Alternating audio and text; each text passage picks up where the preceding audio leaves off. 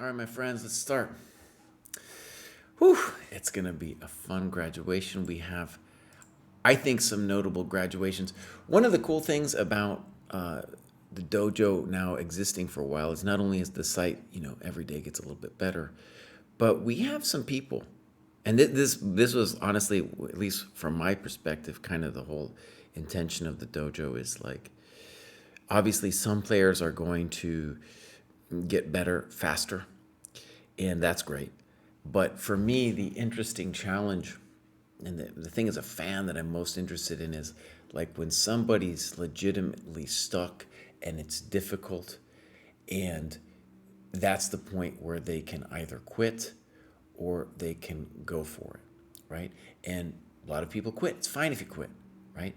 But the people who went for it and made it, it's like, yeah, that's cool, man. That's really great. And I don't care as a fan if your barrier was 500 or GM. I don't care. It's an interesting struggle if it was very difficult. And of course, I know a lot of these people now, sometimes only over the internet, but I know a lot of them. So it's really cool to see some of these graduations, right? Okay. And Je ne suis pas Dave is definitely one of those people. We're going to get to him number 2. So let's begin with Bodine, where we're going to read. Bodine has graduated several times. We have some new icons here. I'm just getting used to them myself. It might be cool as if, look at that, look at that. I was going to say it might be cool if I hovered over them, it would tell me what's going on. And look, it does. There's the white belt, 3, 4, 4, and 5. Genius. That's all Jack and I think it was Noob Master who came up with the icons here. Okay, so the more I study, the more I want to study. Chess is an amazing sport. I call it a sport because my fitness tracker shows me how exhausting chess games are when you really focus. Correct. And this is only the beginner level. I am so glad I found this dojo because without it, I would not know how to structure my study. Fantastic, dude. Fantastic. Right, and as you can see, Bodine started at the bottom and it's working their way up. Let's follow. See, I can follow them and that'll show up on my news feed. So, beautiful. Look at that rating chart, dude. Look at that rating chart, fantastic. So, activity, and we're going to go down one. And lots of game analysis, lots of time spent, right? Dude, so one of the things actually I'm really hoping for Bodine is Bodine and a couple other people in these lower cohorts are putting a lot of hours in. And I'm hoping it's not only to get them to the next level, but then lay the foundation, right, for later growth. Because they're really doing a lot of fundamentals down here. Let's click around just at this tactic, see what they're doing. Great. Fantastic. Okay. So, I like that a lot. Let's take a look at some of Bodine's games, or at least one of them. And I have a feeling Bodine is no name found. By the way, if you are watching this show, and I'm going to do I'm going to cover one of your games, and you say, Baus, I want you to check out such and such game, fine. You just let me know and I'll take a look. So this is Bodine, and sometimes I like to look. It looks like we're going to get a time stamp situation. Great. I'm having trouble. So it looks like game 30. It looks like game 30. Okay, so here we go. So far, so good. Okay, this is the first move in the game that deviates from my normal opening development. Right. Now, let's talk about this. One of the things that I harp on every single time is the idea of being very stingy with your pieces, with your time. And here, white is not being stingy with their time, right? We need to get the bishop on c1 out. The knight on c3 is already doing a glorious job. So I think and this is, again, let me just say something. In the under 1,000 level, the games will be decided on people hanging stuff, okay?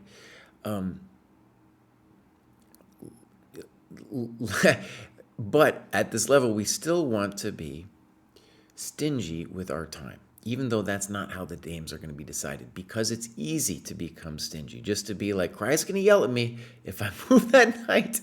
So you have two possible moves here, d3, and even d4 is possible because the knight is pinned, right? So pawn takes, knight takes. That's also a thought. So either one of those moves we know to be the right moves.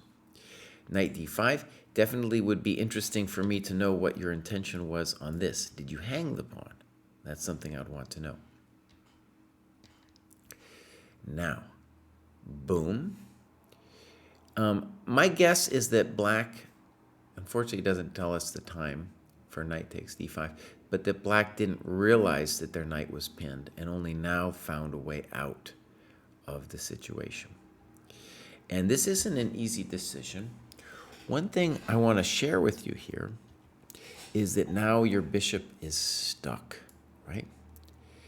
And then this is a blunder, right? So something I say again and again here will be that in the under 1,000 games, the games are all decided by tactical blunders. And here, of course, you write a3, winning. It might be good to say that, just to say, oh, I'm trapping the knight, you know. So knight d3. Okay. Let's just say, we should probably say that e4 is probably a mistake, and that knight f4. But, you know, actually, I mean, we got to say, the easy way for black to play the position would be to just take this bad boy, right? This is frisky now because it's not developing. And now you want a pawn. Okay.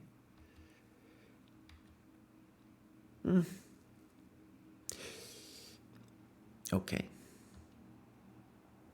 Okay. Now, one thing I want to show you. Let's talk about time. If you want to play queen c2, right, then a good way of doing it is now, because then you can get d4 with tempo, and that's the most important dog that we need to get into the fight. Okay? So b4, queen c2, d4. Now, I lost a lot of time getting the dark square bishop untrapped. Right. Good. I'm glad you used the word time. So I want you to focus later, you know, in other games here on this move time. Also, it's really important to see in this position that what you did with d4 was clever, because what's happening is you are shutting this bishop down. Arguably, we could say you're trying to undevelop that bishop, right? Okay. You might lose the pawn. Check to the queen. Poor move, giving you more time. So again, they will give you material and time, and this is a big one that they just gave you. And now you played c4. Definitely, I want you to think about rook e7. That looks crushing. Rook on the 7th, that's like, you know, that's a gimme right there. Give me that. Give me that thing. Give me that thing, son. Okay. c4.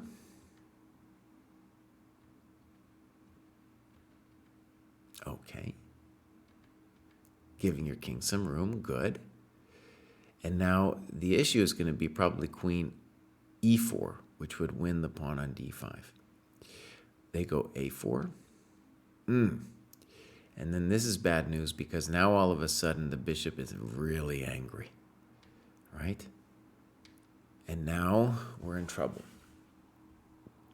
Yeah, we're in trouble now. So notice how that thing fell apart, right? It fell apart. And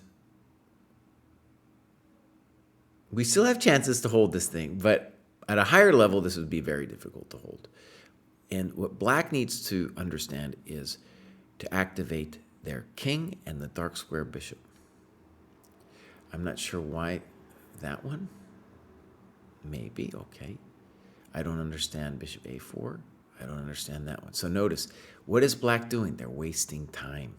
Here on the annotations, it would be good to know what is black just doing this thing that we often see where they just move back and forth when he gets to the end game because they're like, screw it, boss. I don't know what to do in the end game, so I'm just going to move bam, bam, bam, bam, bam. King g3. Okay. Check to the miserable king. Okay. Thank you. So people are hanging stuff.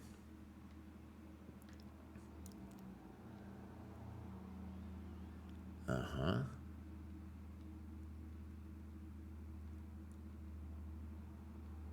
Okay, now we're talking. Now we're talking.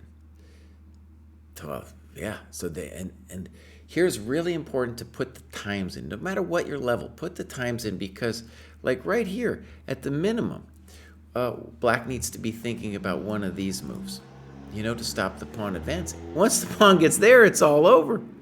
It's all over.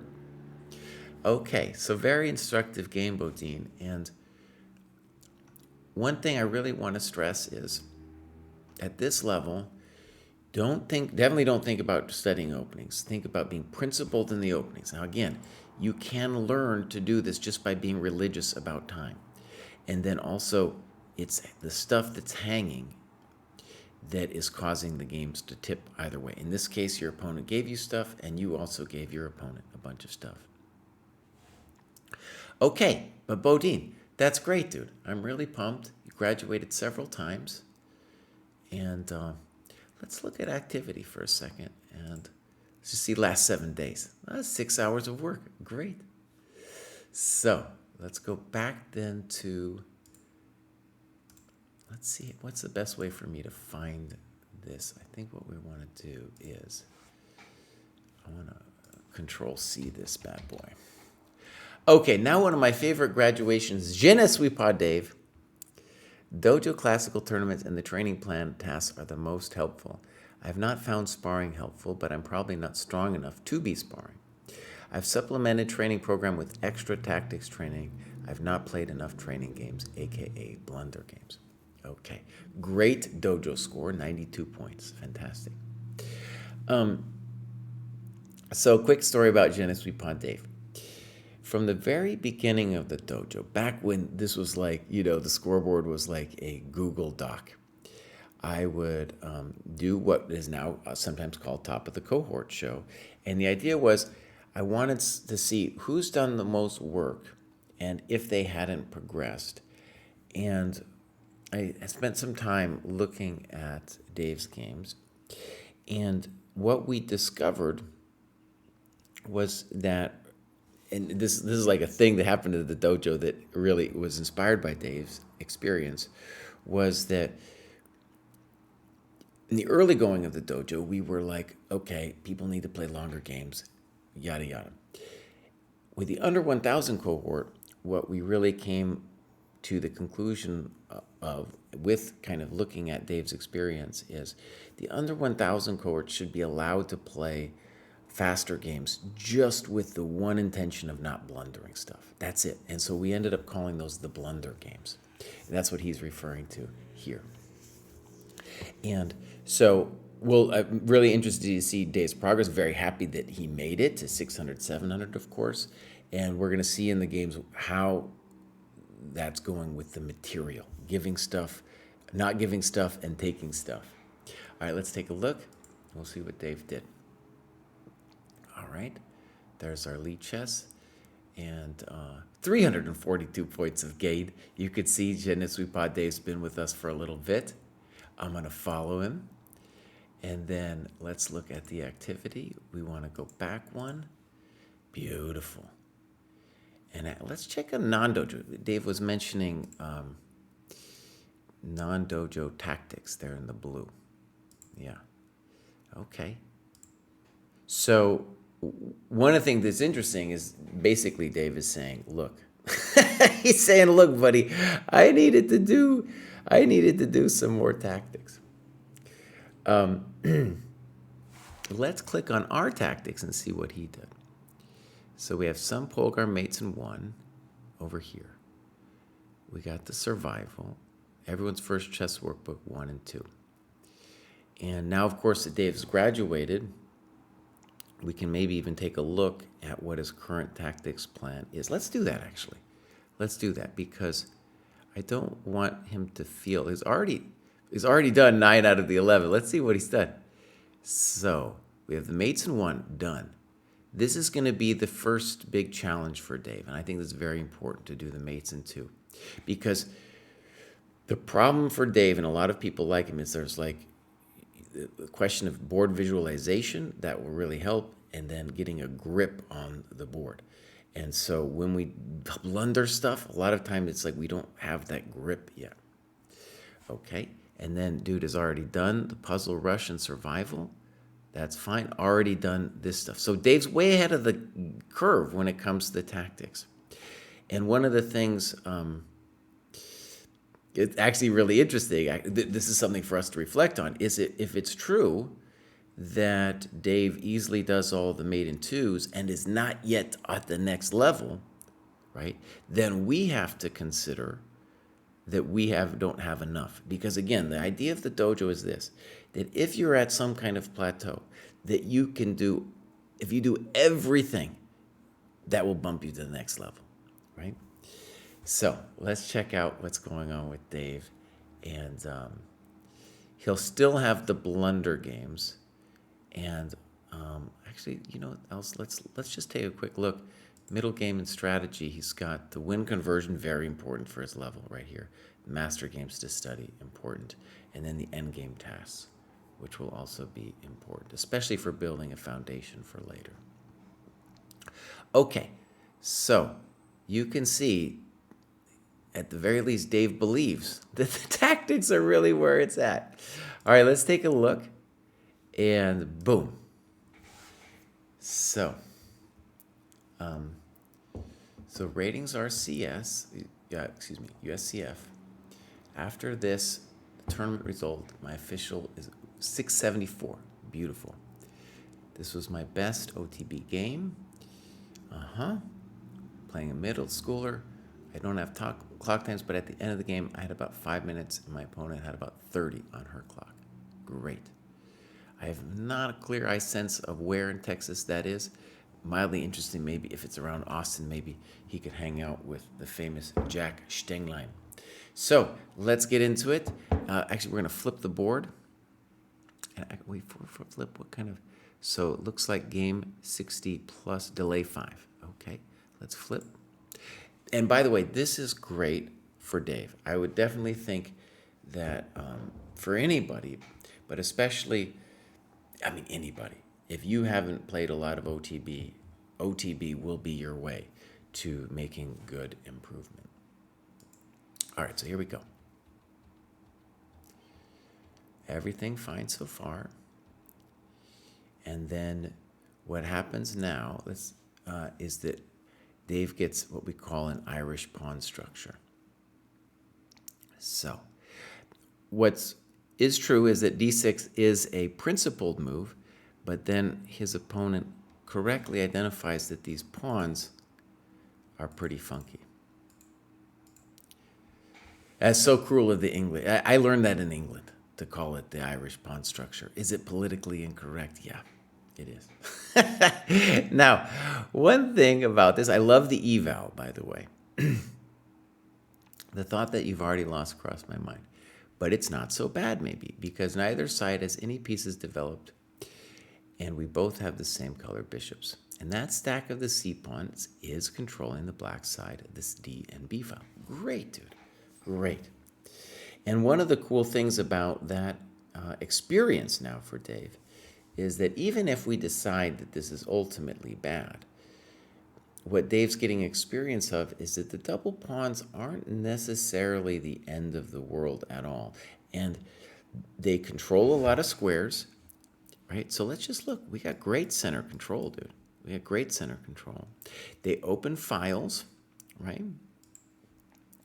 And they offer chances to, let's say, do nasty posts. Like if I put a piece there and you take it, I undouble. Same thing here, right? Now, at a higher level, maybe we could say this is critical or toast or something like that.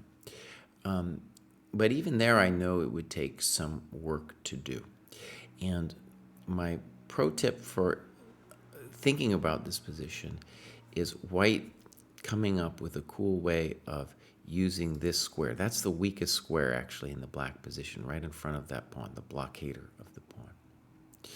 Also for white, the other task for white that's not so easy is white has that kingside pawn majority and would like to do something with it. All right, let's take a look. Pop, pop here, and now bishop e6. And he likes king e7 better. Great, great. So bishop e6. By the way, king e7, it's important to think of king e7 as a developing move. You are developing your pieces when you play king e7. Okay. Pop, pop, castles, knight f6. And now it's important to see that knight c3 is a mistake. Well, it's probably, yes, it's a mistake because the knight is dominated there, and yeah, you still have an advantage because you can go to a4, but white had bigger dreams. King e7, great. Now, actually, let's just share one thing. Castles, mistake. Why is it a mistake? Because the king is going to be wanting to be in the center anyway, right? So moves like knight a3 followed by castles long, right? Knight d2, castles long, fine. But this is a common mistake where really we can say white has lost time. And so one key feature of this position is to say, oh, I'm kind of up a piece over here, Bows. I'm up a piece. Now, rook fe1, mistake, because the rook doesn't want to be tied down to the pawn. What would be correct? f3, so that our knight is dominated and the king can go back, go back to where it wanted to be in the first place. The rook doesn't want to be tied down to that pawn. Now, e5, I don't like it. Why? Because you need to bring in your dows. It's time to bring in the dows. For example, dowgity dow, threatening this. Here, rook d4, and we're already in business. We're already in business, you know. Black, maybe black's even better at this point. I don't know, but white's got some real questions to solve because how do you deal with it? And you definitely don't really want to ever play this because then my knight starts a hopping. You know, even here, it starts a hopping. So e5, loss of time. Not sure what the king does there. Okay, again, I like f3 because f3 dominates the knight. Questionable. I think this was unnecessary, makes the king unsafe. Good. Now notice too, this is what could be called an impulsive pawn break. And really, you just put your rook there, so it's like, well, you know, let's start the party. Let's start the party, you know, Barbie. Barbie, hey, Barbie, let's start the party. And white's not thinking about improving their pieces. So a move like f3 still, dominating your knight and helping bring the king in, might still be called for. So f4, mistake. Pop, pop. Okay. Now, one of the things that's interesting here is that, you know, so I'm doing this book along with other people in Dojo, but I'm writing like this main preface about how to analyze your games. And something I've noticed that's interesting about the different analyses in the Dojo is that the lower rated players will often, like Dave here, give very good word explanations about what's going on in the game. And then what's missing is like some variations. So for example, a big question for me here for black is how painful is that for white? Be interesting to talk about it, right? Rook a8. Now our rook is moved away from the f-file. h3 doesn't make sense, and now you can play knight h5, and you use the computer to play knight h5. And you talk about Knight H5. Now look, let me say something about Knight A4. She hasn't done it forever. I don't know if she's going to understand it now. And we got to say your position is definitely favorable here. Okay? You've got the active rook. You've got the active knight. Beautiful. Beautiful, beautiful. But why is your knight sidelined? No, your knight's coming in. Barbie's coming to the party right here. That thing's coming in. And your rook is coming in too. Is your king super active? Yes, sir. Yes, sir. Now, this is not to complain about your notes. I think your notes are great. I'm just giving you my feedback, and hopefully that'll help you see that what we want to do in the endgame. It's still about time. It's about developing our pieces, right? Tal calls a knight square like this the trampoline. He's coming back in. He's bouncing off the wall, and he's coming back in, son. All right, G6, E5. Now, I think you did a great note here. The side-by-side pawns were blocking the black king from advancing down the board, but this attack is easily escaped and weakens that pawn blockade. Great. And this is a typical mistake where white loses the control, the central control, and with it, the control of these squares. Now, I definitely want you to play knight h5, for sure. Now we're a little passive. And then this is a big mistake. Okay. Great. Now, king f2. And now you play rook d5. Again, we want some notes here. One fascinating question is to evaluate the pawn endgame that would happen here on rook d2. So let me give you an example. Rook d2. I think they got to play rook e2, or else we just start snipping it all away. Rook e2, snop, snook, king e2, king f5. Are we winning? Good question. Good question. We're obviously up a pawn, but our pawn is definitely a chump. Our pawn is definitely a chump. Now, I don't know. Now, I could go on for ages here talking about what would happen, and I'm not actually sure just by looking at it. And so some of the thing I want to stress is, if you can look at an endgame like this and try to give as best an evaluation as you can after, studying it a bit, that's how your endgame will improve. We're going to be talking about endgames at the talks today. And so one of the things I very strongly feel is that by studying a position like this and from your own games, you will be able to get really good at endgames. And then you could say, Kraai, well, this is just one position, blah, blah, blah. Well, what's interesting, though, is what'll end up determining if we win this bad boy or not is, can we force some kind of zugzwang from the white pieces? And one of the cool things about having the extra pawn is we get more moves, more things to do. Zugzwang means we run the person out of moves. So, for example, just on an intuitive level, that would be my move, and we're going to claim that we will ultimately have more pawn moves, and that if white ever goes here, we're coming in. And then we want to try to arrange a situazione where when the king goes here, we find a path either in here or in this way. Okay, is it complicated? Oh, yes, it is. All right, rook d5, king f3. You could still play rook d2. And there you go. And then that's your variation with king takes e2, and then that's what we want you to look deeply at. King f5. Definitely a mistake. Why, though? You have to say, and it's because now there's counterplay. Okay. c4, poor move. Check. And you go back. So, what do we want you to think about taking? Now, notice, here's an interesting difference between the last pawn endgame. Now, your black pawns no puedo mover. And so it's a totally different game in terms of running white out of moves. But I think you have to take it at that point, or play rook d2, one of those moves, right? So this goes down, and now we have some legitimate concerns. You might actually be toast.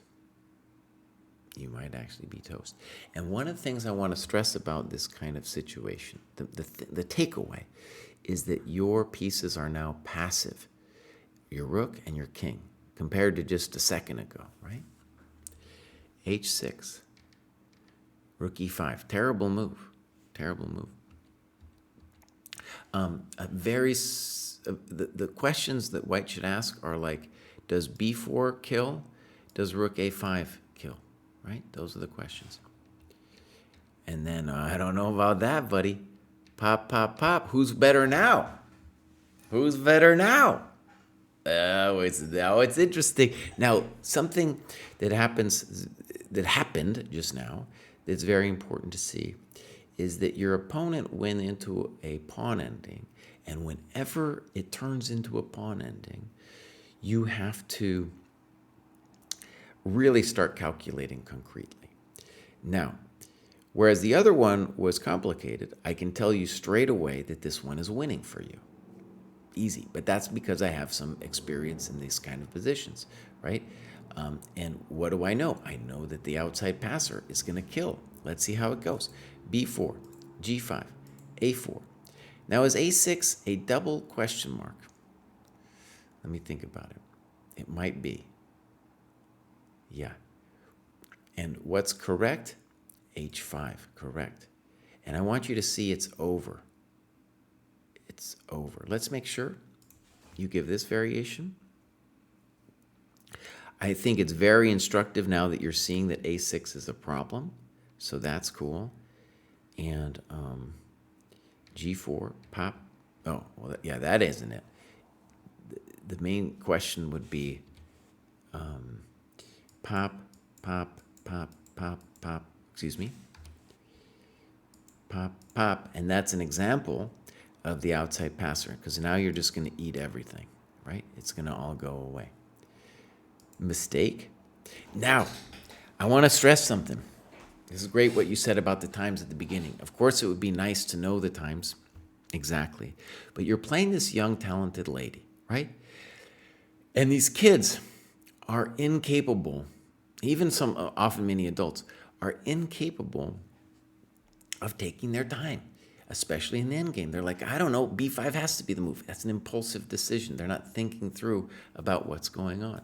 And you discovering a5, bravo. Bravo. Maybe the computer found it or whatever, but that's a really powerful, interesting move. And then I think we should talk about what's next, right? So for example, h5, b5. Takes, and it looks like we have sincere troubles, right? We have sincere troubles. All right, let's look. Good take. A takes would be wrong. a5, good move. King d4. h5, good move. King e4. g4. Pop, pop, pop, pop, pop. King d4. Thank you very much.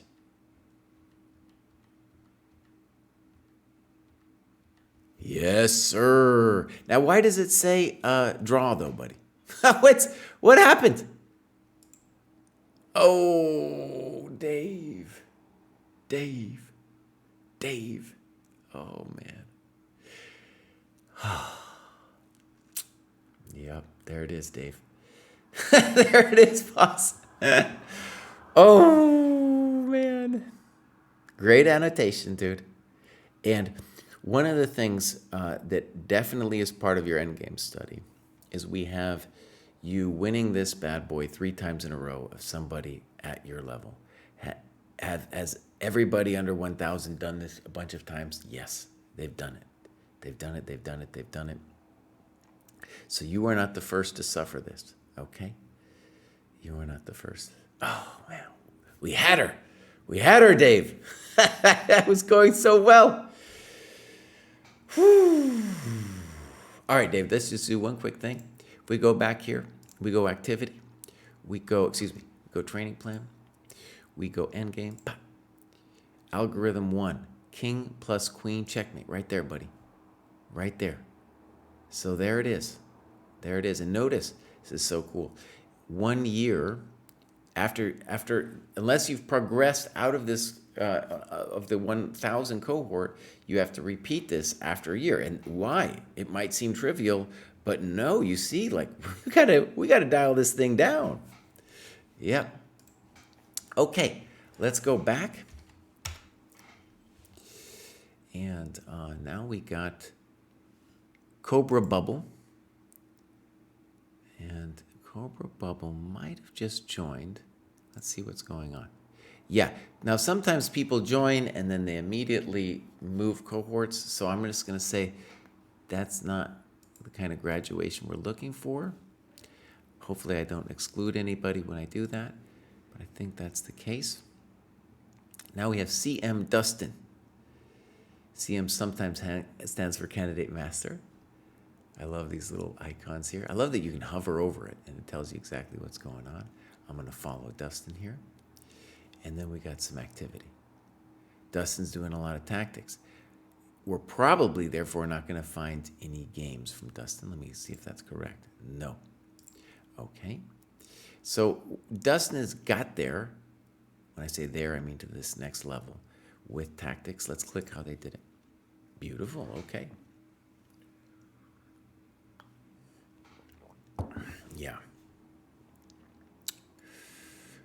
And one thing that's interesting to think about is both Dave and Dustin clearly both believe that their path to making it to the next level is mostly tactics. Dave is more rounded here than Dustin, but still, what's critical, actually, let me go, I need to go back one, actually, to the 4 to 500. I was actually, he's saying, he did the blunder game, so I have to, let me modify what I said. Let me modify what I said. Oh, no, Dustin's doing some other stuff too. But definitely both are tactics heavy. And one of the crazy things about that last game was that it seems evident that Dave missed leg day, right? Leg day is endgame day. And for Dave, right now, it's learning how to mate with the queen. One of the things I'm going to stress on this show, we're going to do a Dojo Talks on endgame play, is that it's not just about learning to mate with the queen. When you learn to mate with the queen, you're seeing all kinds of patterns. You're getting a feel for what Zugzwang is. Very important. We talked about that pawn endgame, right? Zugzwang is going to be a big deal right there. Okay, here we go. So, bang.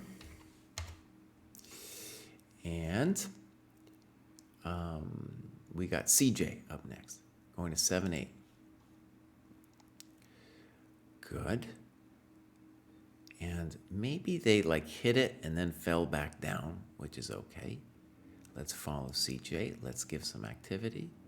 And we're going to go back one cohort to see how they got here. Pretty good work. Lots of tactics. Let's click.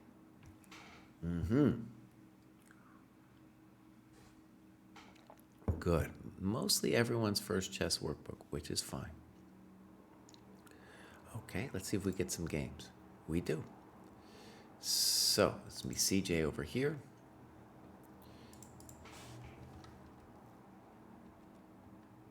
So far, so good. Now, whether they know it or not, they're playing some deep theory. That's fine. That's fine. And it seems like they're just making principled moves. A3. This was the first move that deviated from the course I was using. Oh, no. Oh, no. So, you guys, we're not ready. We're not ready. And let me tell you why. Because you're playing moves like A3 here. Does A3 ruin your game? No. But what should you play? Well, I'll tell you. It's going to be either Rook C1 or Queen E2. Maybe Queen C2, but it's going to be a developing move. It's not going to be some weird A3 thing. Okay? Yeah. No lo puedo. So, this is why I really want to stress. At this level, do not be studying some course. Focus on principled moves. It will serve you better. Again, not developing. Moving a developed piece twice. Again, it's going to be about time. What move should black play? Knight bd7.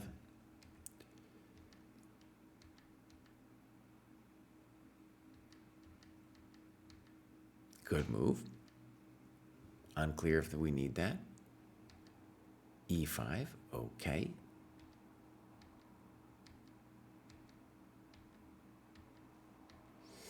Yeah, and here would be nice to have an evaluation. It's a very interesting position. Black has a little bit more rook activity than you do, but if you are, of course, up a pawn and you have the rook on the 7th, right? a5. Okay, let's look.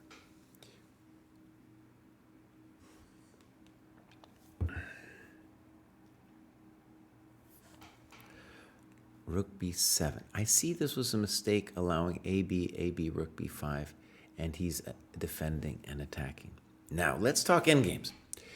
It is my stern belief, okay, that good endgame play will mean that you take a position like this and you try to study it. Simple as that. Okay? So, for example, was it a mistake because he had AB, rook b5? Maybe, but maybe you have also nothing better, right? So, for example, the candidate moves to analyze would be, let's say, something like g3 or rook fc1, right? Rook fc1 has two ideas. And let me just share, for example, on this thing you're talking about, AB. Let me just think about this for a second.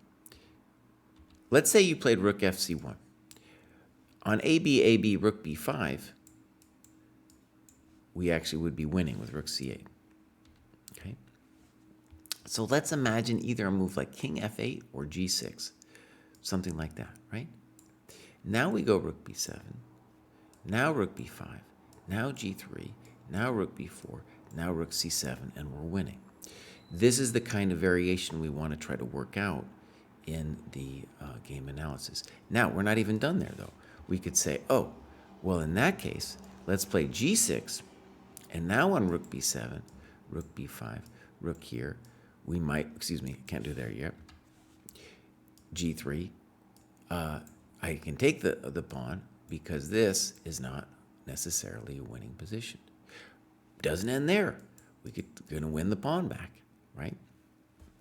Lots to think about, and when you analyze these variations, the thing to try to get us an understanding of is like, okay, I want to just see how well I can do it, right? That will be the practice for later, because you will get this kind of position all the time, and I guarantee you'll get this bad boy, the 4 versus 3. That's in fact one of our training positions, I think beginning at 1,000 or something like that.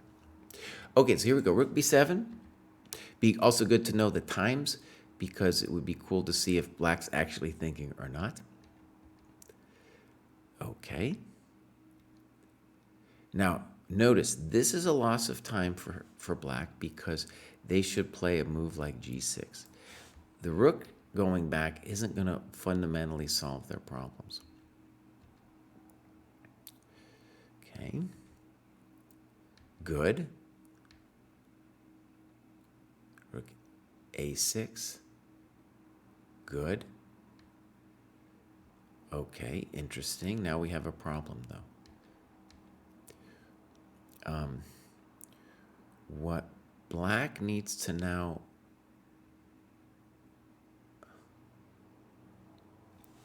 Okay, time out. When you say black hung a draw right there, I don't know what you mean. Are we talking about a computer analysis thing, or what are we talking about? Here, the question for me would be rook d2. And it's just about counterplay. It's just about counterplay. And that's something to think about when you did the rook ba7 thing. Again, let me just stress. See all this empty space? This is where you learn endgames. Okay? This is where you learn endgames. And I want to stress, this is not just you. Across the dojo, the biggest problem I'm seeing in the annotations are great, by the way. It's just amazing how good the annotations are. The biggest problem is people are not annotating their endgames. There's a lot of variations, things happening here. And what's happening too is you'll see, like Je ne suis pas Dave in the last example, playing some little girl and she's blitzing moves out because she doesn't realize, oh, there's things to think about here. In fact, this is the most complicated part of the game, Bows. Here's where it gets real. Here's where it gets real. Okay, so CJ, great. Let's go back. And we got Ancestral Synth, who I believe graduated just like last week or something. 6 to 7, now 7 to 8.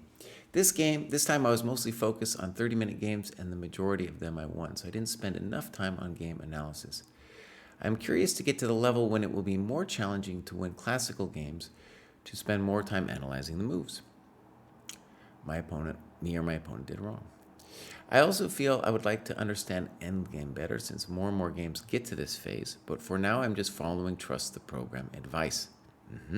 I believe playing more long games and less blunder games was the key to my success in this cohort, because definitely the blunder games would make it more challenging to raise my rating so fast. So I'm considering playing more blunder games in 8 to 9, but doing it on Lee Chess to keep my main ChessCom rating focused around classical games.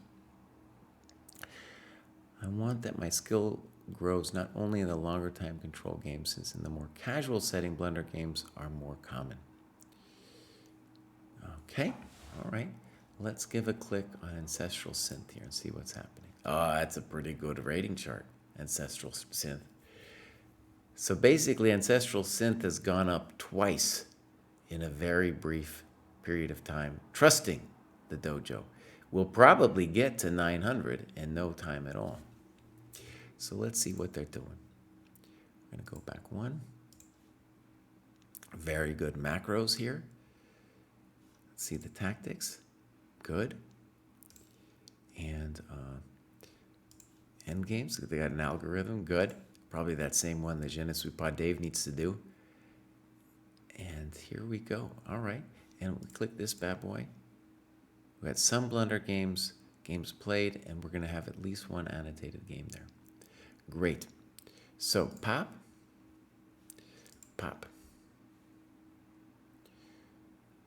Okay, good notes. Fine. And controversial, because now you get to play that. Now, let me stress something. This is not moving a developed piece twice because it comes with an attack. This, however, is unnecessary because notice you lose a tempo now, because now when black takes back, you have to do something with it, right?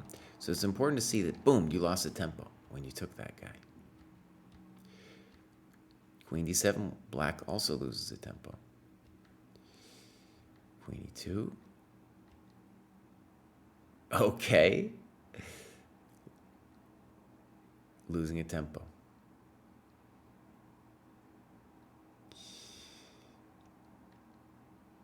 Losing a tempo. Okay. That's a blunder. So, at this level, games will be decided by people hanging stuff.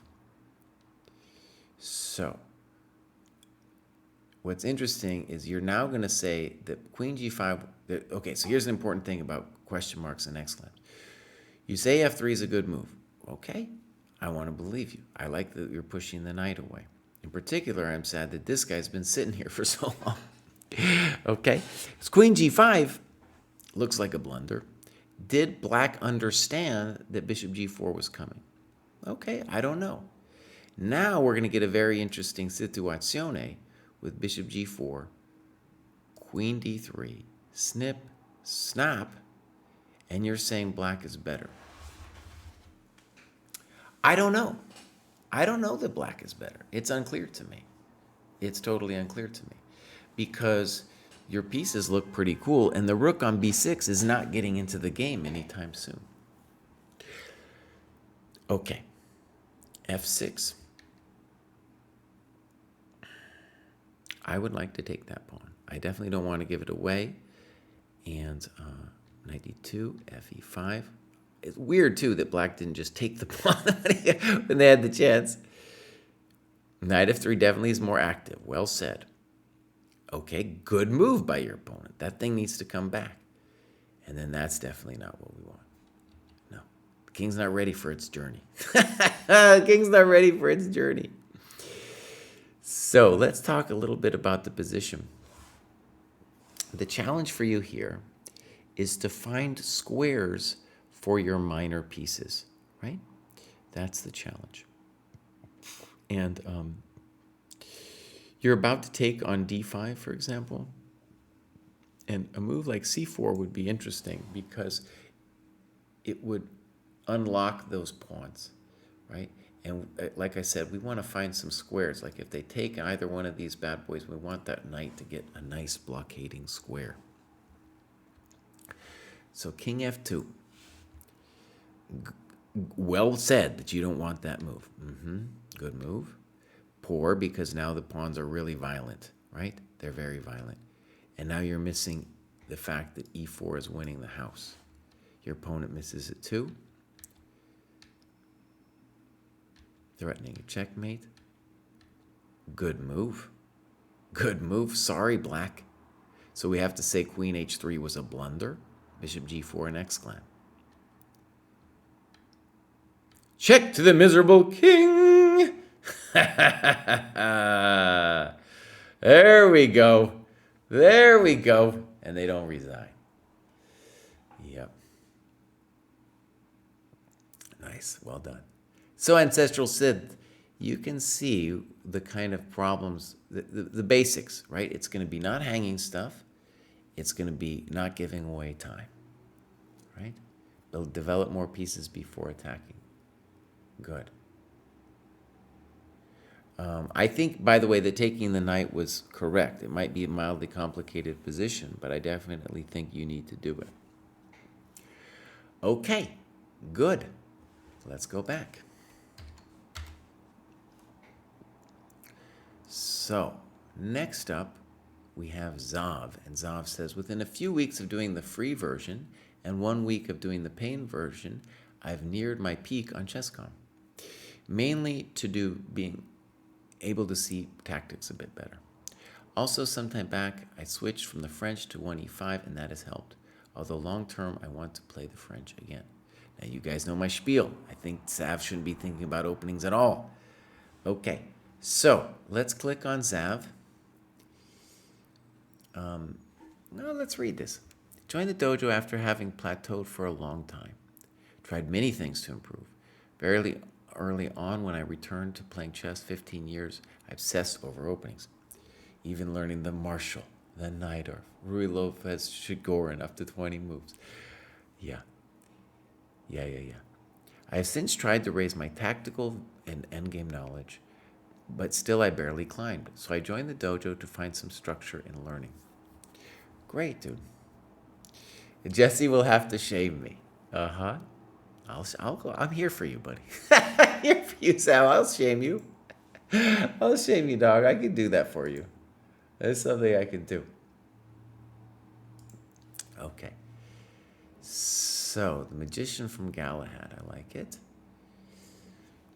And, one thing I'm writing about with this How to Analyze Your Games book is that we all reach plateaus.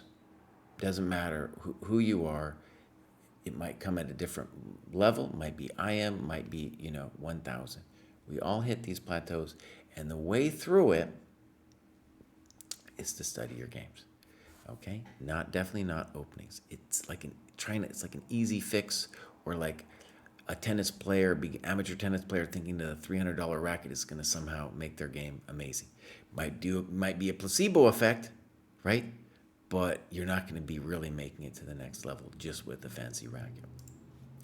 Okay, let's take a look. I want to go back once so we can see how Zav did it. Pretty good macros. Not enough games and analysis. Let's see the tactics. Good. We got some Polgar mates in too. Very good. I suspect there'll be more Polgar mates on the next one. The next level up. Endgame. Good. First book of Morphe. Good. This is all really good. Okay. So, and then we go ratings. This is just to see when, yeah, so Zav joined very recently, and did this nice jump. And then, hit it and then fell back down a little bit. That's okay. So it'll be an interesting, for me, journey for Zav to watch Zav and see how Zav does, in particular, how it's going with the game analysis that I'm going to preach to him. I'm saying no more openings bows. And also with the other aspects of chess improvement. Okay, games. Zav's Revenge, we get one game. So there it is, Zav. I realize you just started and stuff, but I really want to stress if you play some longer games, annotate them, that's going to be the path. So,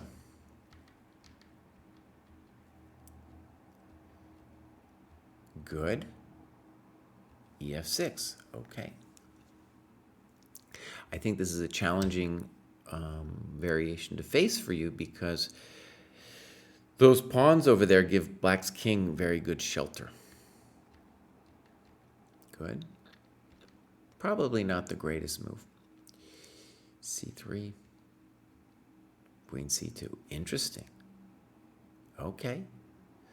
Now, one thing I want to stress about this game analysis that is very important is that if you don't see something in your game analysis, you're probably not seeing it in your games. So, for example, right here we have some big questions about the variations. So instead of words, it'd be good to have a little variation. So, for example, bishop f3 takes, king h8 takes, g6. We need to evaluate this position. Takes. Now, if it were possible to play queen takes g6, maybe we'd have a little something, but unfortunately we don't. And that's the kind of variation that we want you to get to looking at, right? For example, you could say that, well, after the game it would be nice to see it, and then of course during the game it would be interesting to see too. And then you could say to yourself, oh, in fact, I probably just have to take, and then that's an interesting position to try to evaluate. Because we both have double pawns, and then you have this beautiful light square bishop, and how do we evaluate the position? Interesting question. Okay, so g6, and you go away. All right, I think I'm behind this. f5, mistake. Why is it a mistake? Because they're not developing their stuff. And now that bishop might have some grief. Knight c4, good move. And whether this is a good move or not, I like the idea. I'm not sure. Again, I'm not sure about it, but I like the idea. Now, this would definitely be a spot to think about what's going on in this position. With knight e3, bishop h5, are we hurting Black or not? I'm not sure. It's really interesting. And one of the things that's confusing about this variation is that the pawns in front of Black's king give Black a better king situation, whereas your advantage lies in the center and the possibility maybe of a passed d pawn or something. But that's far more abstract. And if you start throwing your pieces at the king, it ain't going to work out. It ain't going to be easy. Okay? So this is where we want to have some thought about plans. Right? Personally, my intuition is that you probably want to play bishop d2 and rook over. And we have an interesting game. And the point of that really is like, well, maybe I'm going to get knight e5 someday. Knight e3, I'm not sure you're doing anything. Now you got to spend more time fixing stuff. Black gets frisky. Notice, maybe this is fine, but knight d7 needs to be played from black. They need to develop their stuff too. Okay, here it gets feisty. Rook e1, bishop f3. Is black threatening anything? Yeah, not clear. They would be threatening some stuff if they ever developed their business. Okay, bishop b2. Notice that you're getting romantic a little bit with this bishop b2 move. You're dreaming of like the long diagonal. Part of me wants to put it on d2 because I'm worried about f4 someday. Okay, so here we go. Papos. Finally. Jeez. Bishop g2. Okay. A little weird. Okay. Okay. Okay, now we got some interesting stuff going on. And f4. So one of the things we'll say is that your opponent is obsessed with mating you and has kind of just forgotten the fundamentals of, say, the e file, right? So that is what is saving you, and now I think you are doing fine. Does queen h3 make a lot of sense? No, not really.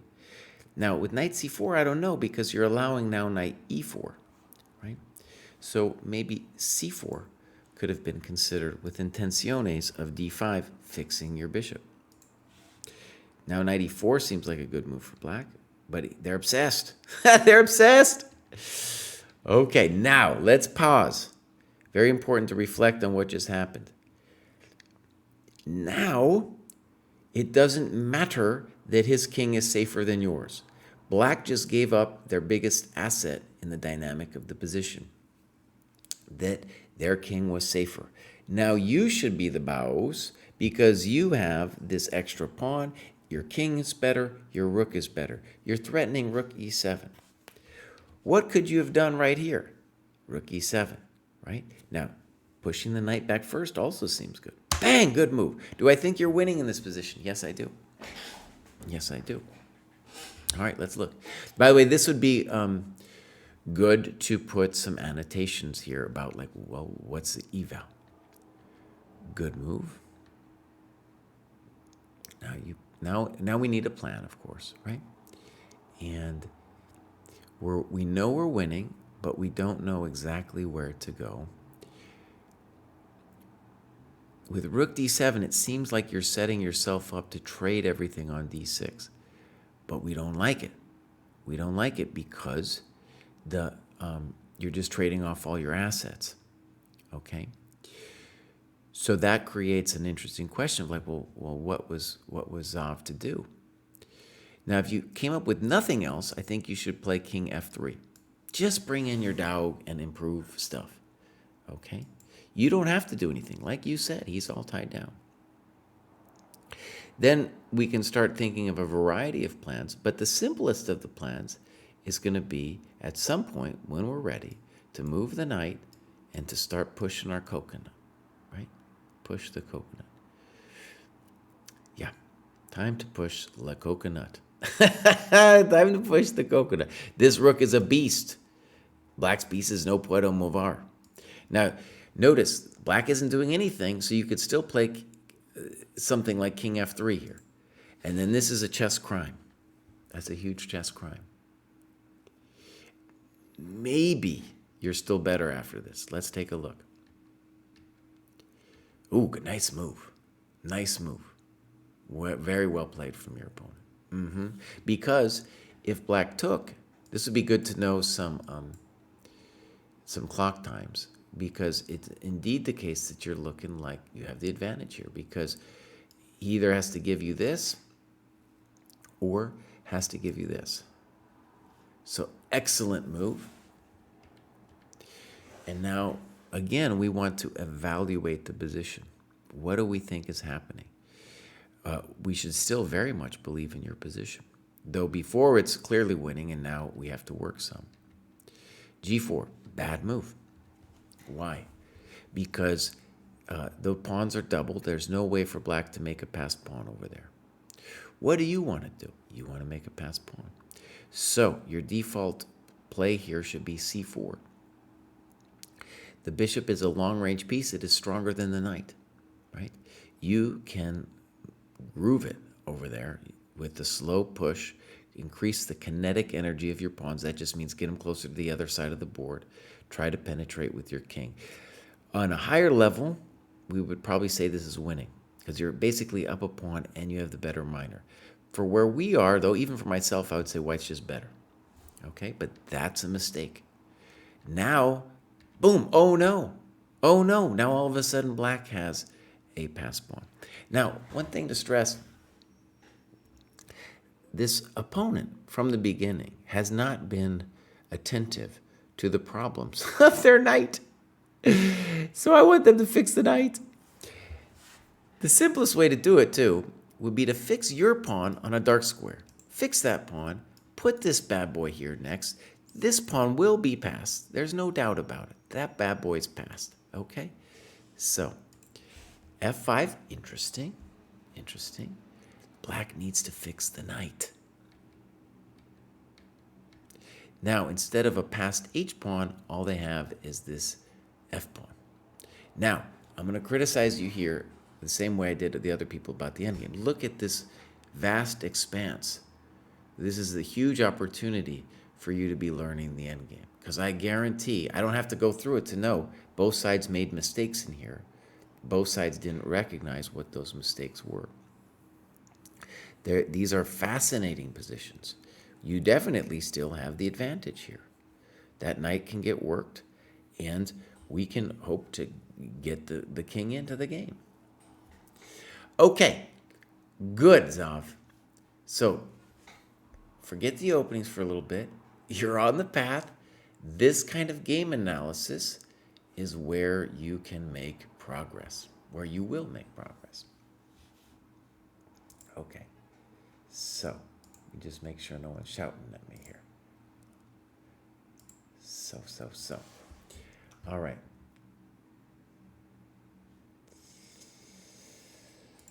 Braden's shouting at me about something. I don't know what it is. We're going back. Boom. And we're now up to Randy B. It's not taken too much ELO to reach a ranking I have been before the course has started, but I enjoyed reviewing the material at 9 to 1,000. Since I felt some of my ELO climbing in the past had been a result of strong focus on the opening and then often losing in the mid and end game. Proving I have some of the fundamentals down was a good first step, and I feel I have become a lot more comfortable with middle and end game plans. Before this course, I felt so much more lost in the middle and end game. Okay, great, Randy. So we're going to follow Randy. 30-year-old trying to climb to 2,000. Now, let me just say something, Randy. Let me say something. Bows. Slow it down. That's 1,000 points, buddy. Okay? That's 1,000 points. And my pro tip here is set a more proximate goal first. Okay? Like you making it to 1,100 by X amount of time. That would be a cool goal, for example, right? That would be a cool goal. And it might be hard. And a lot of people, when they set this kind of lofty goal, they get disappointed because that's a huge one. Huge. 1,100 first. 1,100 first, Randy. Okay? 1,100 first. All right, let's go check it out. This is Randy, and I want to go back one. Good macros here. All right. And good. And then we'll click over here. Got a couple mates and twos. Okay. So. And then we got some blunder games as well. Some annotated games. Some postmortems. Beautiful. Beautiful. Okay. Let's take a look. We got 7 games. That looks good. Actually, I want to just click one thing. So Randy started fairly recently. Beautiful rating chart. And already 7 games, which I think is good. Let's check it out. Boom. Okay. So this is going to be a game 60. Looks like we might have the times. You can see the times moving there at the bottom. Good play so far. Poor, losing time. Knight d5, poor, losing time. Poor, losing time, because now look, when black takes back, they've just developed their queen. Good, good. Okay. Okay. We can kick that knight with c3 now. Okay. Frisky. Good. We need to kick the knight or play bishop a4. Something. c3. They need to take your bishop. Now we need bishop a4 check to the miserable king. e1. Very weakening. e4. Okay. Maybe something to just remark about this position is that black didn't understand a couple things about, obviously, several moves lost time, and that your position is so much more solid and a classic double bishop position where it's not just that you have the double bishops, but there's all of these weaknesses inside of the position. Now, why is de4 a mistake? Because you are developing the rook on d8, right? So good candidate move seems like bishop g5. That could be a thought. We could also just do a simplistic move like queen d2 or queen e2, just bringing out our pieces to rook d1. They figure out that the bishop's scary. Good that you didn't give it away. Good that you didn't give it away. Okay, and now Randy likes bishop f4. Could you have won a pawn with b4 would be my question there. Now, a lot of unannotated moves. h5 is what we call in the business a screamer. Okay? It's just a screamer. What are we doing? Now, I think what happened here is you lost a little bit of the focus of like, well, we got to talk about what's happening, right? In all these positions, b4 is a big question because it's not just that they lose e4, but then that e4 square is a gateway to mate the king. Okay, now I think we could say check to the miserable king. And now rook d5 looks good. Queen f4 also looks good. Thank you. And now you have a winning position. Good move. I think rook d5 would also be winning. How about rook e5 now? Check to the miserable king. Okay. Very good. Very good. Well done. Okay, my friends, I'm going to take a, I don't know, let's call it a 1-minute break. I just want to say, in summation, that you're doing great and really going through this a little bit deeper. You know, obviously there's levels of depth, but just even a little bit deeper and say this period of moves that goes down after here and just be like h5? Be like, no, he can't do that. That ain't right, son. You know, thinking about moves like that is very important. Okay, so let's go back. We're out of the 1,000 cohort range now. And now we've got somebody, I'm going to guess Xenia here is they just started and there's not, and so they probably just jadoobed themselves, which is okay, but not a true graduation, so we'll go back. I think there's going to be a couple of, I know there's at least one more of those. And now we have the famous Imp. Now, first of all, I owe an apology to Imp. I do these top of the cohort shows, and I passed Imp over because I was just looking at people who were active in the last 7 days, and Imp happened to not be that. So, you know, I passed him over, he got a little angry at me. Anyways, I'm sorry, Imp. We're going to get to you, Bows. We're going to get to you. One of the things you can see from Imp is, dude, Imp is doing the work. That's 165 points. So we're going to also, I need to read this. Check one of my losses from the perspective of the Lichess ELO given in the game. Around 2K. You guys might have to help me understand exactly what that means. Okay, so we're going to follow Mr. Imp. And Imp is well above where they should be with 1644. And so sometimes we see in the dojo is people are either above or below where they should be, And they often have rationales, and I'm always just like, bows. Stay in the cohort you should be in, you know? Stay in the cohort you should be in. But all right, I'll let, Imp say whatever Imp wants to say about that. Let's look. And we're going to go back one. And Imp did a lot of work, dude. Imp did a lot of work. Really good macro distribution. Let's click around a little bit. Yes, sir. Oh, that's well done right there. That's just well done. Okay. And then we'll go look at the end game. Fantastic. I mean, Imp's doing the work, dude. It's not surprising. Now, and sometimes what people are doing when they're in a lower cohort than they should be is they're like purposely doing everything before they graduate themselves. And I'm always like, the work is going to be there in the next cohort too. But in any case, that seems to be, Imp is not doing the openings. I like that a lot. Let's click the tactics. Dude, mates in 2, up to 1470. 1470 is, of course, the big number because 1471, things become a lot more difficult. So that's also really good. We look at Imp's rating graph. And so, right, I guess that's when Imp started with the program. It seems like Imp's been around longer than that. But in any case, definitely Imp can graduate again if Imp wants. All right, here we go. Boom.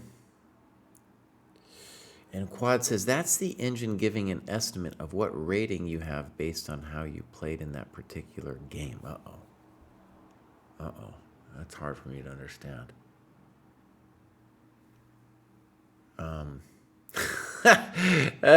That's hard for me to understand. All right. Let's click on this. Well, let's click on here and now. Because here and now is in the cohort. Now, Imp, if you were watching, I'm not sure how I would know. One of his games should be rated as he played as a 2000. But these ratings, does that mean like when it says 2000 that he played as a 2000? I don't get it. So Quad, just help me understand. Is this one good? Is this one good, or is this one what we should do?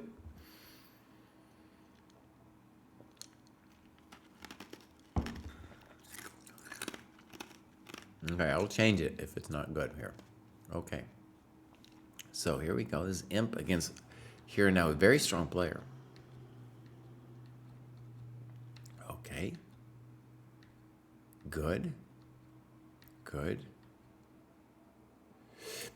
Now, one thing I think I understand about this position is that it's better to have the knight on c6. And so when you play knight d7, it's important just optically to see that unless you have to do it, sometimes you do, but unless you have to, you probably shouldn't, because you're blocking this bad boy. You're getting in the way of this dude, right? And they're both hitting each other. And of course, eventually we want to free this one. So knight c6 is interesting because White already has committed himself in a lot of ways to not playing d5. And if we play d5, we just go back. And if they don't, which is kind of in the let's call it the sense of the system, or whatever you want, the intention of this whole thing for black, we can play e5. We can also play h6 first and then e5. But okay, here we go. Knight d7, bishop e2, b6. Okay, you're getting your stuff out. h6. I don't think that's a bad move. All right, h6 in general in these positions is rarely poor because you want to make the bishop decide where it wants to go. Okay, and now you play e5. So you have a couple options. Another interesting one to think about is g5, bishop g3, knight h5. And the intention here is twofold. One, obviously, to win the bishop pair, but also to unmask the bishop to trade a piece and thereby say, hey, I'm a little cramped, I want to trade a piece. And also this like long-term thing where you're saying, I'm not going to get mated with that dark square bishop,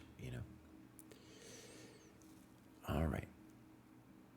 DE, knight e5. Good. We could have also taken with the pawn. Now, here and now, I think there's some lines where we take. Here it doesn't make sense to me for white to be taking. I definitely think that in this position with the bishop here, we should strongly consider d5 with the point of ending the bishop. And here in this King's Indian structure, the bishop is misplaced on b7. Now that would require some flexibility of thought on white's part, because I know you often in this kind of setup they take. Okay, this helps you free your position. Maybe white shouldn't take, consider knight d4. And that's a weird move. Okay, so you're doing fine. Okay. And then you're talking about a5.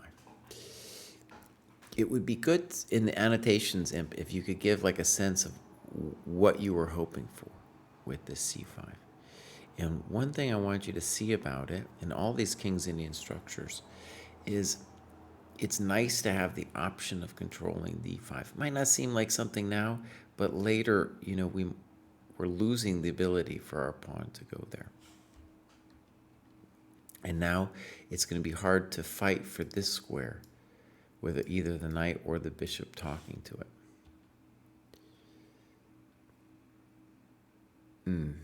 Okay. Good move by here and now. Now he's giving you a little bit of the business. Another good move, f3. Very nice. So notice that he has killed off your bishop on b7. It's a very mature move. g5, controversial because now the f5 square is so weak.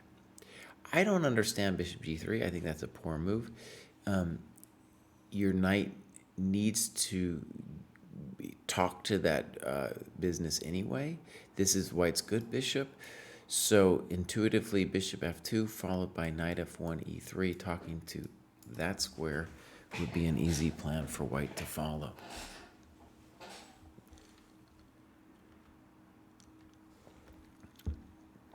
Okay. This resulting position looks bad for black. The bishops are currently useless, the pawn on b6 is weak, and the king side is worse. Okay. To me, it depends a lot on how, if the knight can go knight c4 to e3. Probably can.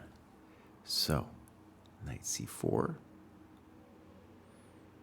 Now you trade off everything, which I'm not 100% on, because look what happens. Now you invited the queen to the open file. Was there something better? I'm not 100%, but we needed to think about it. And now we're just hanging this pawn and the d5 square. Okay, timeout. So, Imp, we needed more thought about this position. Like, maybe we are in deep trouble, but the way it went down, we kind of resigned.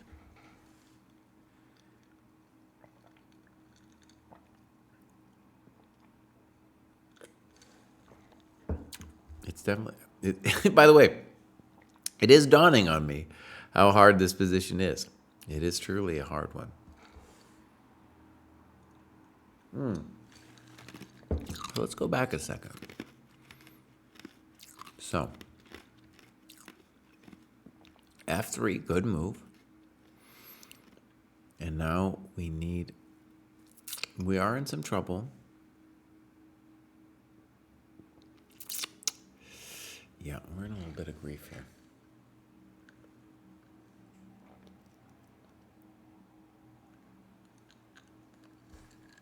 f3 was a great move.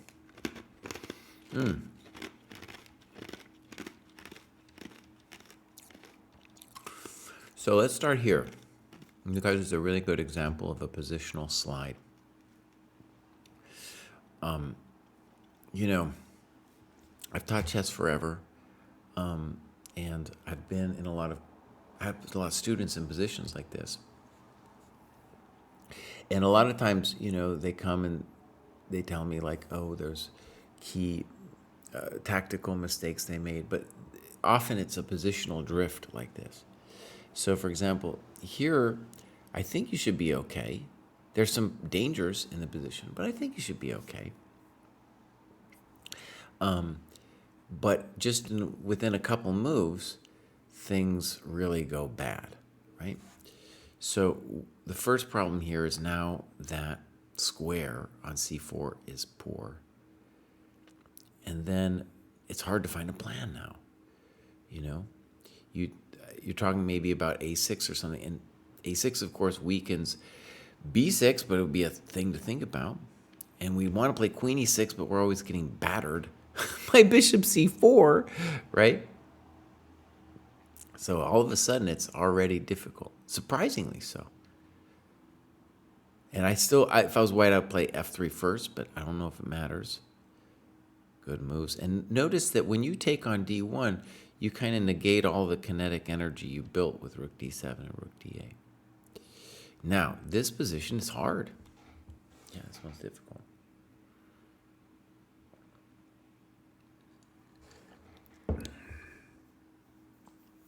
I'm just thinking a little bit. Yeah, it's really painful here.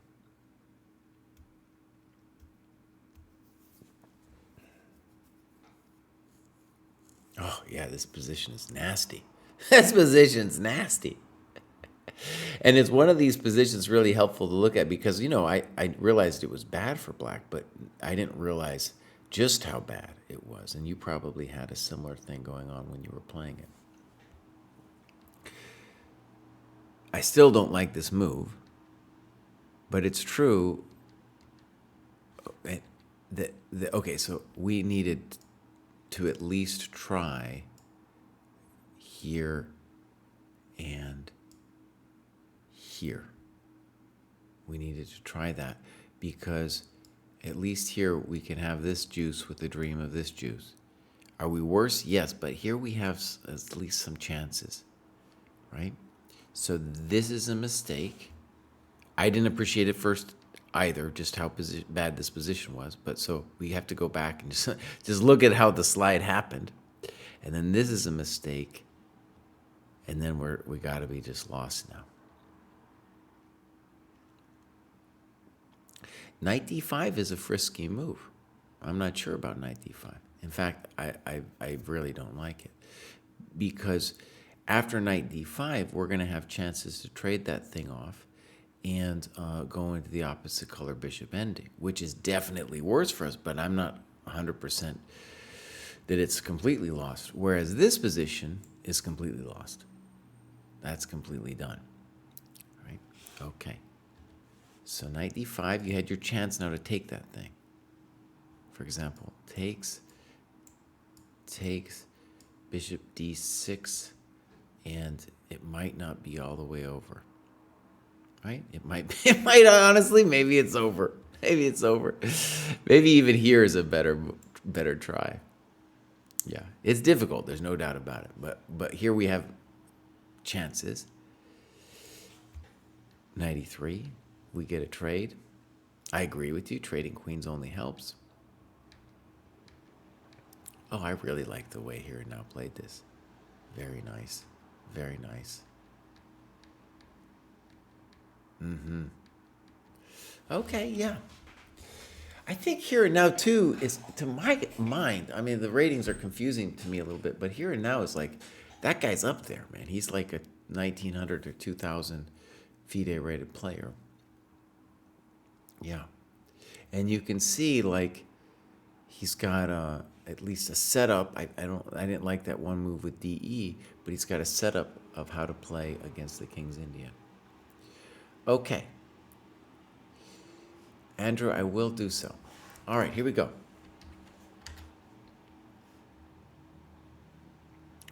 So, that was Imp.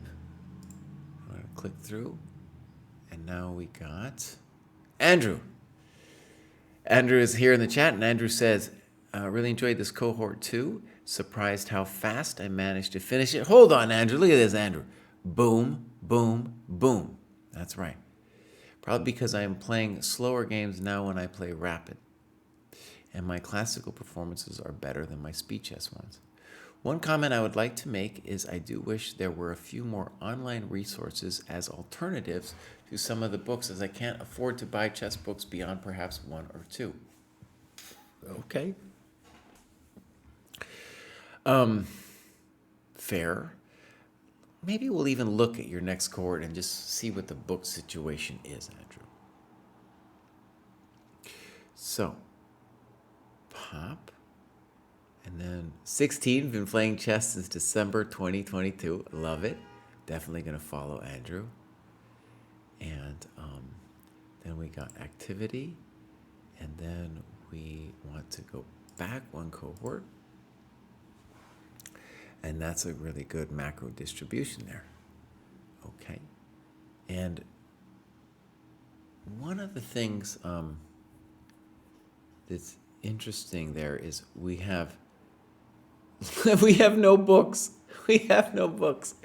And one of the things that'll be challenging on the subject of books is, and we'll see in your games, but my experience in coaching talented young kids like yourself is generally there'll be a lack of positional understanding, and that's what we do get from books. Okay. But we'll see. I'll take a look at your games and we'll take a look. And we got some, that's good. I liked also that you did a review with a minus, did some postmortems. Absolutely. Most of the time on games and analysis. Great. Okay, let's take a look at a game or two. Oh, and you wanted to look at Avalon. Let me make sure I got that right.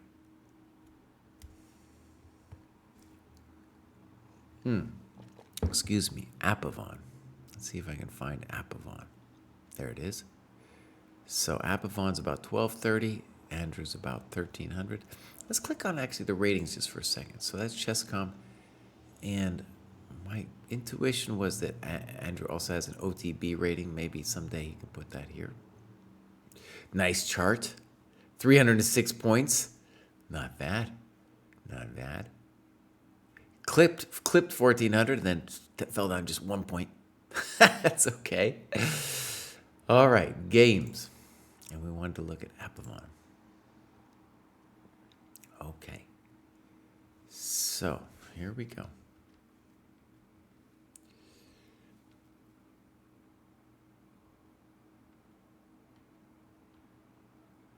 Now, one thing I can say about the perk at this level that's really maybe helpful to you is you'll get all kinds of people playing crazy stuff.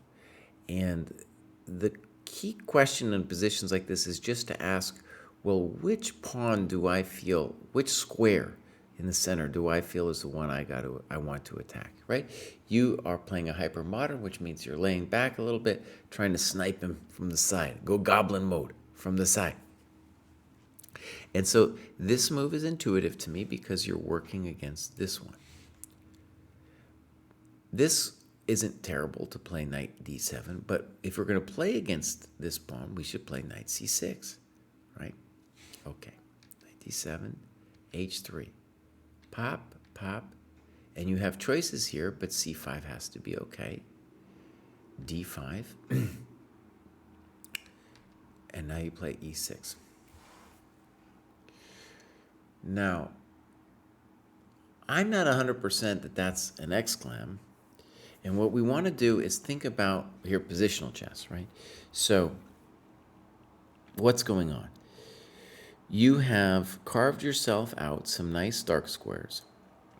And in White's favor, they got potentially, let's say potentially in their favor, is that the position might open up for the light square bishop. So to my mind, the big question, the big debate here is the position going to open up on the light squares for the light square bishop? At the moment, it doesn't seem like that's going to be the case, right? So I feel like you have a number of moves here. Knight e5, I feel like is a gimme. Because white could do, we don't know where white's going to go. And then we can always think about taking that piece. The virtue of taking the piece is not only getting the bishop, but by trading a little bit, we will relieve our spatial congestion. So, for example, these pieces are knocking on each other. It would be nice to get one or two out of the way for our bad boy here. And then strategically, we want to aim for this business over here on the queen side. We call this a Perk structure. Excuse me, a Benoni structure. Okay. So e6, I don't know. I'm let's call it ambivalent or something, because they could definitely take, and we're opening up the position. We don't want to open the position. Bishop g5, mainly poor because it's moving a developed piece twice. Knight e5, okay. Queen e2. Now you take. One thing's interesting about this g5 move you're about to do is a spicy way to play the position would be to play g5, bishop g3, and then move this knight somewhere, maybe here, and claim that your knight is a god among men, and that because it's so beautiful, you're doing great. But if you take like this and then play g5, I'm a little confused about what it is, why we're playing this way, right? Bishop g3, e takes, rook e8, rook fe1, queen d7. Okay. Let me go back and just think about it from white's perspective a second. So,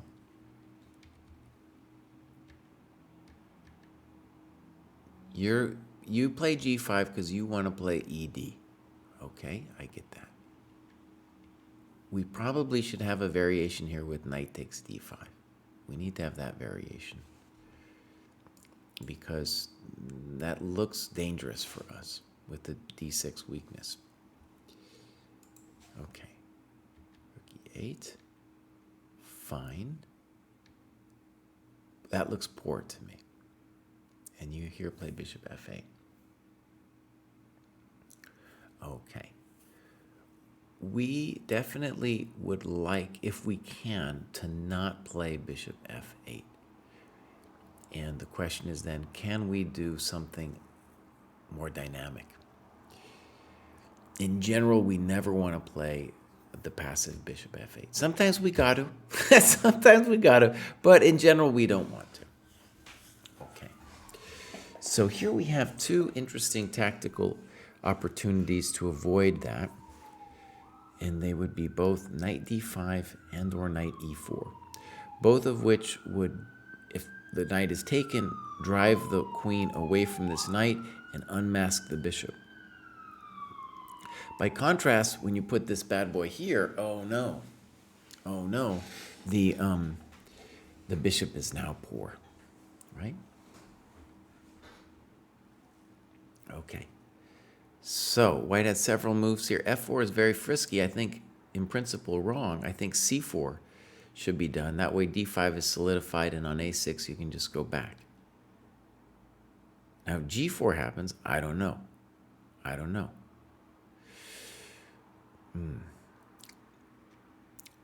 This knight d5 is staring at us as a tactical question. And g4, that's spicy. Bishop h4. I didn't understand. f4, let's just say f4 was weird. Right? f4 wasn't it. g4, bishop h4. We're going back. Okay. Now you push him. And you get kind of frisky over here. Okay.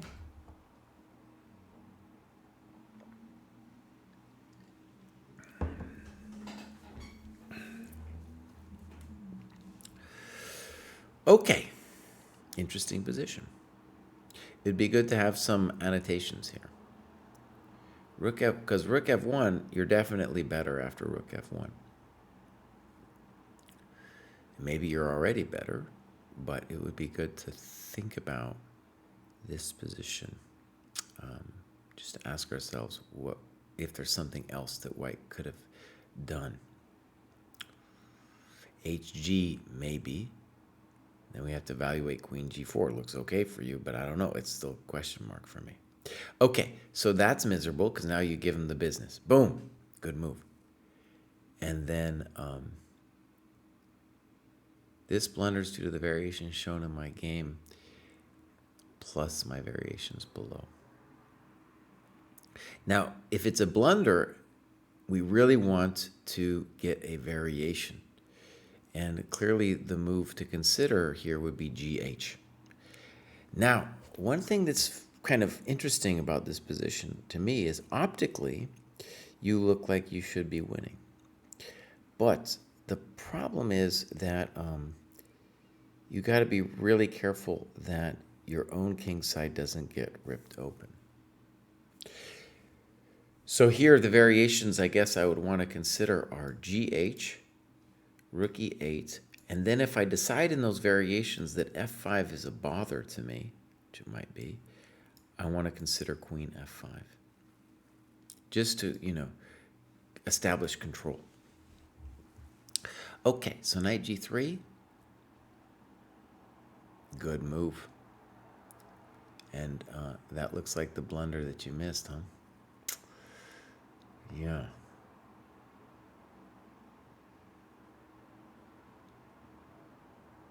But here you give up the full coconut. And now we're going to get Rook F3. ChessDojo Live is here. Okay. I don't know. I think that's David. So, wait a second. Wait a second. So obviously we blundered this. Fine. It's a real bummer, isn't it? Yeah, it's all, okay, so it's all the way gone. We blew it.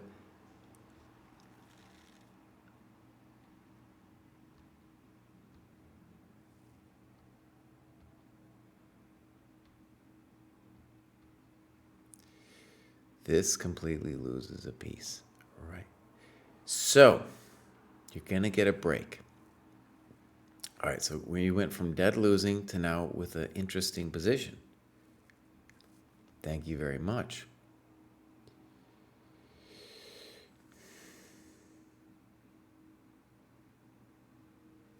Now here's an interesting thing that you do here. You say this position is a draw.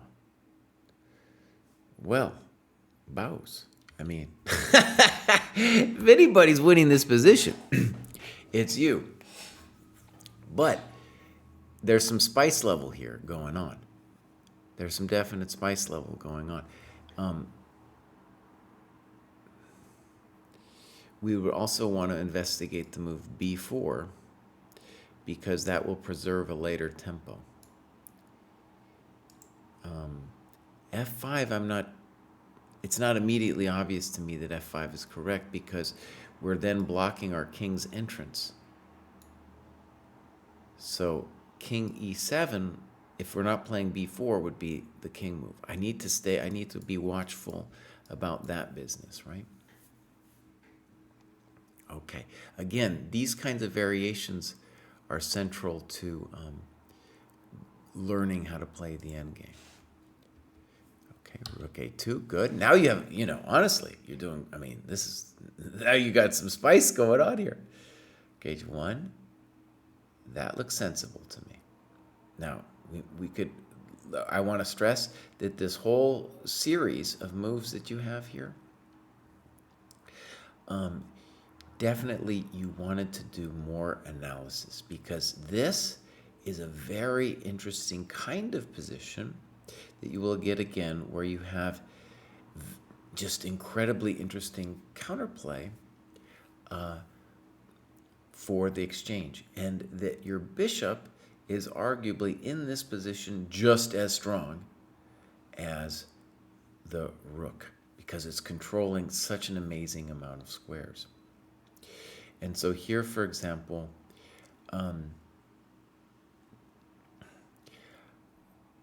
after, let's say, king g4, we want to start thinking about variations where we start giving white the business, right? With b4 and etc. Yeah, it's very spicy. It's very spicy indeed.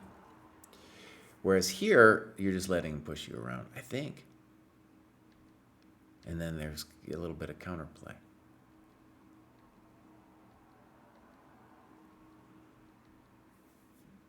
He just hung the pawn, boss. He just hung the pawn. Okay, rook f4 is also interesting. Okay.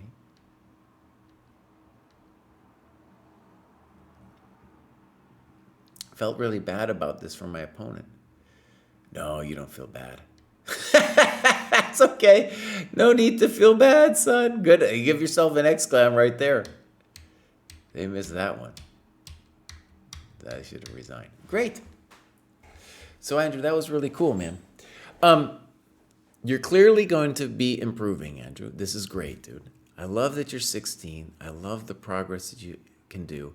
And just a couple notes here is you have a similar problem to what we see in other players, where you make good notes at the beginning, and then when we get to this very interesting part of the game, you're just like, nothing going on here. This is hours worth of interest. This one's a GM level endgame bows. This one's like, oh, damn. And if you study it a little bit, you're like, oh, yeah, this kind of dynamic will happen again. Okay, great, Andrew. I'm looking forward to seeing more. All right, here we go again. So, pop. Oh, we got some big graduations coming up, my friends. So, next up, we have Jebano. We got some big, you guys, I maybe took too long in doing this. We're going to follow Jebano. We got some activity. 304 points, thank you very much. Dang, that's some work. And then here, also some work. Oh, look at that, endgame. Endgame, my friends. What did they do? They did that. That's what they did. It's very rare to see a really heavy, endgame heavy, but I think that will serve them well in the cohorts to come. No games. Okay. I feel a little bit pressed for time, so I'm going to keep going, but Jebano, congratulations. Now, one problem, I thought we had a fix for this, but I guess we don't. Anyways, so DM Hokie, boss. You guys, quick story. I got to take a little bit on this one here, okay? We're definitely following DM Hokie. We've got two people, I would say, who are heroes of the dojo. We have several heroes of the dojo, but DM Hokie and Jack Stenglein, both just people interested in the dojo, found it cool what they're doing. Then they started helping us, and now it's like full time. They're all over about it. And DM Hokie has been with us for years. And as a fan of DM Hokie, it's been a bummer for me that, he's doing all this work for us and then hasn't enough time for his own chess. And, he's hanging out there in Richmond with some kids, and I know they got some cool chess in Richmond, Virginia, and dude isn't making it to the backyard chicken barbecue or whatever it is to go play, And I think this latest bump is because dude got himself like a fancy DGT board. There's going to be like a vid he's doing coming out on our YouTube channel, and I think he was playing games, longer games or something, on that channel, and boom! Here it is. Here it is, bows. Coming up. So he made it. Congratulations. Really cool. Let's check out what DM Hokie's doing. Now, one thing about DM Hokie that I know is he's a secret Chessable fiend. So he's on Chessable doing all this non-dojo stuff, And his only excuse is that he was doing the non-dojo stuff before the training program started, right? So there's kind of an excuse, kind of, right? Here we go. Oh my God, we got an attack. I'm being attacked. DM Hokies, no games, dog. The shame. The shame. Oh man, do you see that ambulance is coming for you, DM Hokie? That ambulance is coming for you, Baus, to pick you up and be like, Baus, where's my games? Oh man. No games. No games. Yeah. One funny thing about the dojo, okay, I'm just gonna whisper this so they don't hear it, is that some of the people who helped organize the program, they're not doing the program, Baus. I'm not naming names. I'm not saying anybody.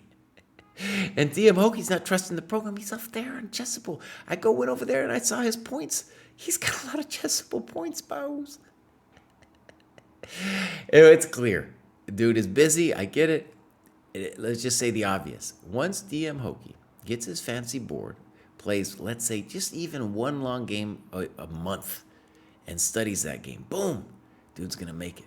Dude's going to make it up to the next level. Anyways, I'm very happy that DM Hokie made it this far. Here we go. Boom.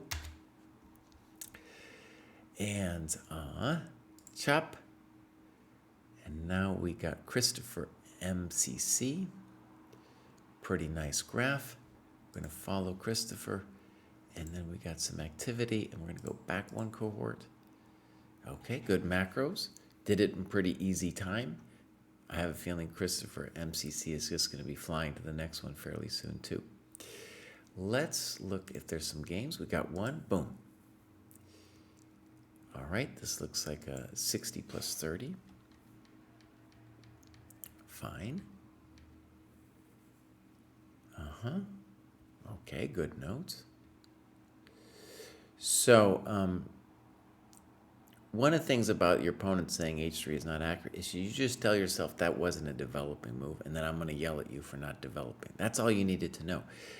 And there's going to be the pain for it is now when you castle, your bishop is now going to go to the passive square because it's worried about rook e8. So there's a further problem with h3. Okay. So, interesting. And now we got to be said with the c4 is it's not a developing move. It's I get it. But we're losing a little bit the opening. And knight f8 is a move for black, for sure. But also interesting for black would have been f5, knight f6, knight e4.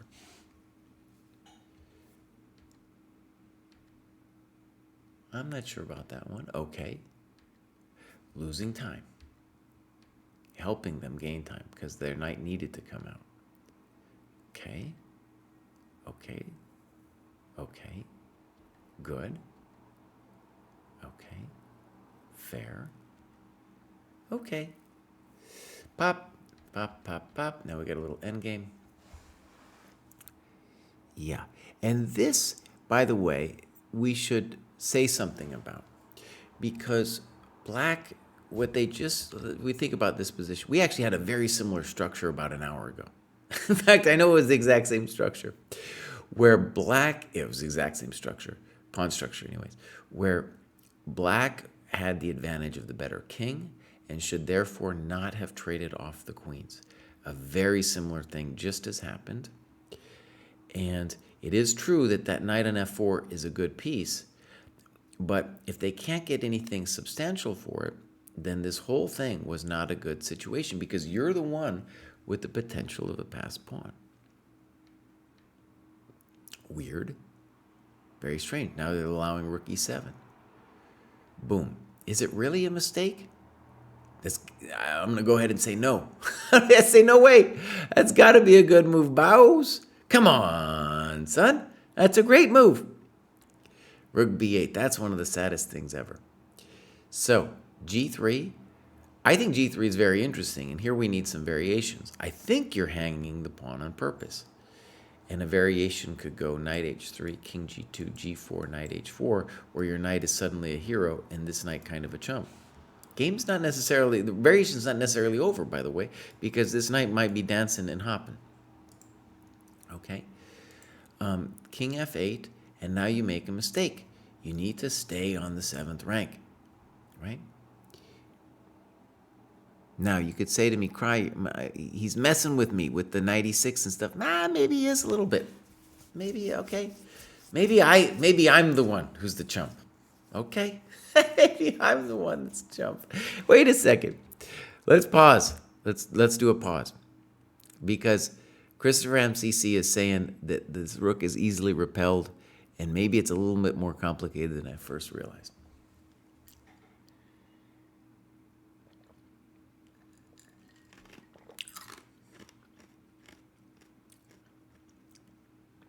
Okay, it's a little bit complicated.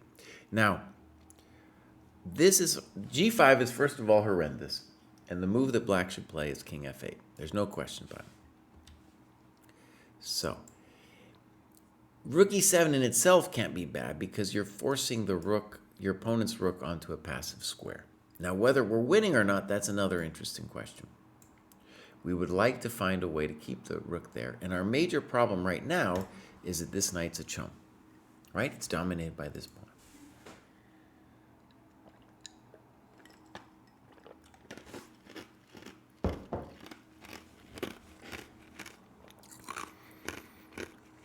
I'm just looking.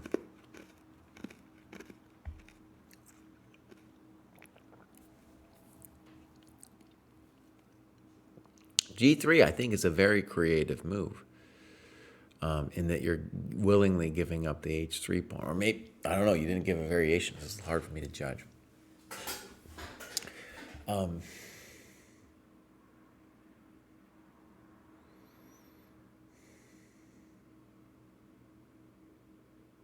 this is interesting.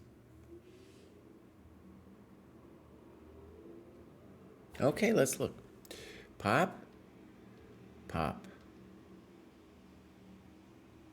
And now he played rook d3. And the guy played b5, which is honestly really interesting. So one variation I want us to look at is definitely d5.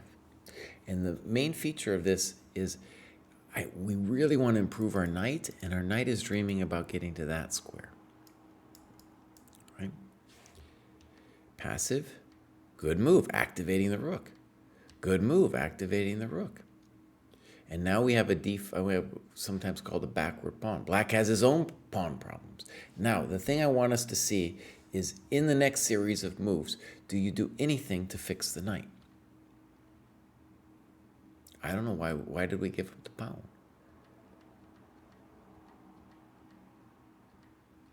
Okay, so true. So, by the way, something I stated a bunch, and you hear me say it again, is the reason we don't fix our pieces at this level, we don't learn to fix our pieces, is our opponents fix them for us, right? Such as black does right here. Seems like they're just moving around to me. Check. And now, again, my friends, we have a very complicated king and pawn ending. This needs more than just like a cursory look, okay? You had other moves, because knight d6 is also very interesting. I'm not sure what's going on after knight d6. Now, is this winning? Well, good question. Good question. I don't know. Boom. And let's just say f5 wasn't it. f5 wasn't it. If you're going to make a pawn move, it's got to be a6. a6 is far more challenging because then it's harder for you to approach the kingside pawns. Again, you guys, this is where you learn to play endings. Are you winning here? Well, certainly we got to talk about king e5. We got to talk about king e5. Right? Okay, so guys, king e5. Come on, what's going on? Now maybe there's some way for black to draw, but we got a lot of variations still. Pop, pop, pop, pop. Oh my gosh, it's going to be a close race. Do I know exactly what's happening here yet? No, I don't. I don't. So the party's just started.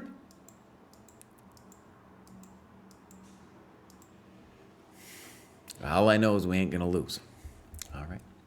Okay, great, Christopher MC. I'm hoping that you can see in this game analysis what is needed, right? And again, people are missing their endgame improvement by not analyzing their endgames. Okay, let's go back.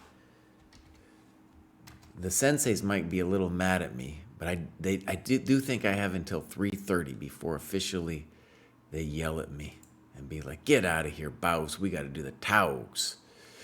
Now, Abdul Rahman, I'm going to skip. Abdul is in the chat, and he just started and just moved up to where he should be. Abdul is a very interesting player for me because he is in the chat clearly like very knowledgeable about openings, probably too knowledgeable, but definitely like showing some erudition where I'm like, oh, Abdul is like taking chess very seriously.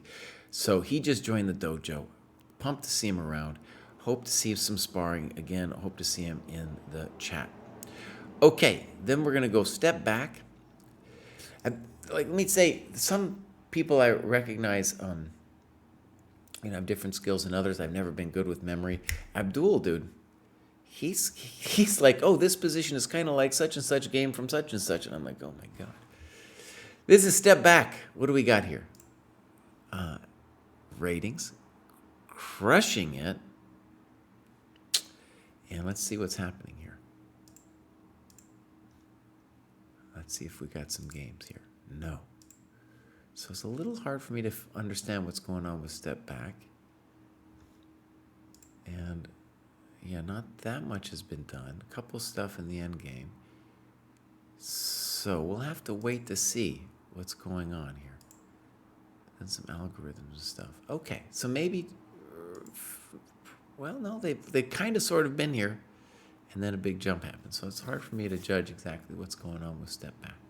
All right, step back. I hope I see you again soon. I'll just try to get back to where I was with this. It takes forever. So, Jack, if you're watching, you see what I do. I have to scroll through this to get back. It's not the end of the world. Mojo's clearly also just got into the program. And then so we'll do Cranky Old Man Gaming, and then we'll finish this show. Cranky says, not sure whether I'm improving at chess faster than I'm declining cognitively. I'm right there with you, buddy. But I'm reluctantly willing to graduate on the theory I was perhaps a little too conservative when picking my initial cohort. Okay, let's go take a look. Going up to the 2,100 cohort. That's I don't know if that's his whole picture, but that's a pretty good picture. Okay. So, they're definitely allowed to be in this cohort with that rating, with the normalized rating of 2134. Okay. And let's go look at activity. We're not going to have any games. And oh, actually, let's go back one. We might have some games, yeah. So, let's see, tactics is going on. Oh, yeah, very good. Very good. This Think Like a Super GM, beautiful book. Woodpecker Method, fine. And then we got some Talbot Vinnick, 1960, great. I was doing some good stuff. And then the end game, great. All right, let's see if we got a game. Cranky Old Man Gaming. Nice. So, Cranky is black. A little strange. But certainly playable. Okay. So now he's out of book and we're just playing chess. Okay. Okay, so what happens here is that you play a fancy move like a6, right? And you, I think is usually called the Kavutskiy variation. And the idea is twofold. It's important to understand the idea. One, maybe I'm going to take your business, right? Two, if we get a Carlsbad structure, the claim, it's a little bit abstract, but the claim is that if the minority attack starts coming, then the a6 pawn will be helpful in thwarting that plan. Highfalutin, right? Highfalutin. So what happens then in the game is, and this happens a lot of times when people try to do too fancy of stuff, is in the game a6 ends up just being a complete loss of time because nobody does anything with it. And here, right, like you're saying, if you're going to play a6, you're going to need to take that thing. Maybe either before or right here. Okay, so right now we're just playing chess, and we play c6 now. Boom. Okay, knight d7. We're going to call that inaccurate. And the reason that knight d7 feels wrong is because the black pieces are a mess, right? And so by trading a minor, we really help alleviate a lot of our own grief. Now, this is also definitely weird because your bishop. Your bishop wants to get out, Bows. He's crying. He's crying back there. But we can see White's intention here. They wanted e4. Now, one of the crazy things about this kind of position is e4 sometimes. But it's important to see that once e4 happens, we're going to get the incinerator versus d4. Okay? Now, we still want to play bishop d7, but I'm just saying I can clearly see that what White was thinking. White was thinking, oh, I'm going to get this cool pawn break. And there's actually two problems because you have both dc4 and de4. And so the point I guess I would want to make is this position is also nothing too special for White because this is what Nimzovich called the incinerator, and this is in a lot of ways an isolated pawn. Okay, so you got bold now and played dc. And I think we should criticize e4 as well as knight to d7. In the Catalan, we really want to be careful about not playing e4 so that our bishop doesn't get blocked as White just did it. Okay, and now you talk about e5 for black, and you played a5. Played relatively quickly. It would be good to know exactly how long you were thinking. A5 is an interesting move. Intuitively, I definitely like e5 better. And it's interesting that you were, or good to know, that you were afraid of a5 yourself. Okay, so here we go. a5, queen e2, e5. And one fun thing about this position is you now have what I would call like a Slav structure. That dc4 stuff, and yeah, we have an interesting play on both sides where the squares b4 and b3 are going to be weak no matter how this goes down. So this is probably incorrect like you're saying, and that's definitely incorrect. Good. Now I like your position. Well, I love your position. I'm in love with your position. Notice that what White did is, I'm pretty sure White was thinking that pawns were people. It's a common mistake. And the knight is poor, the bishop is poor. And your bishop on c5 is a god, and your bishop on e6 is about to become a god as well. Okay, so you're just doing fantastic. Queen e2, bishop e6. Now, this bishop e6, actually it's fine. It's fine. I was worried for half a second that knight e5 would run into this business, but it's untrue. A variety of levels, Kraai. So leave it be. We're not going to talk about it. Bishop e6, good move. King h1. He's going to be too slow for this. Rook a d8. Okay. e5. Okay. Bishop d4. In principle, I like it. It's getting a little hot. f4, queen b4. Okay. Now, I'm sure we could talk a little bit more and give some variations, but this is, very principled play, what you're doing here. Knight e4. Now, some fascinating stuff is about to go down with bishop c4, queen h5. And then it's going to be a big question about, like, the compensation or lack thereof.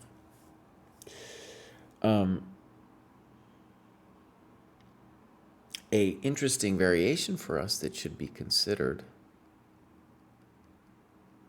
is queen b2. I don't know. There's questions. I just want to say that would be good as a variation. Check to the queen.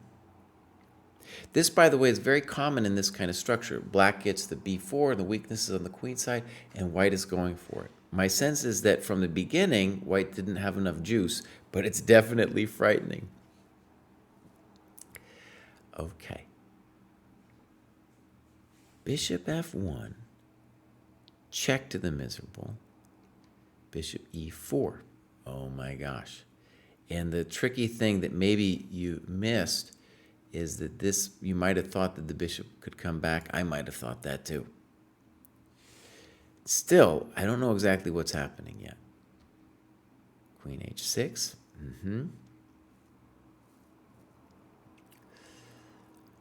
Definitely spice. We cannot play queen f8, unfortunately. Wow, what a great game, dude. Okay. So, and then you went back and you were talking about f5 here. Let's go back just a second.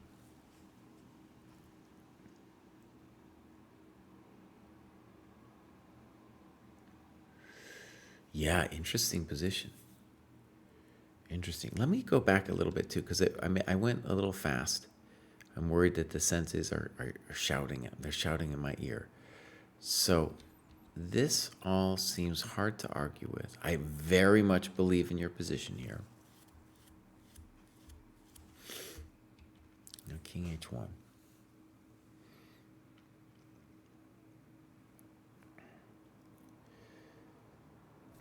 Okay, so one simple improvement for us to think about is if your intention is bishop d4, then rook to d8 is actually superfluous.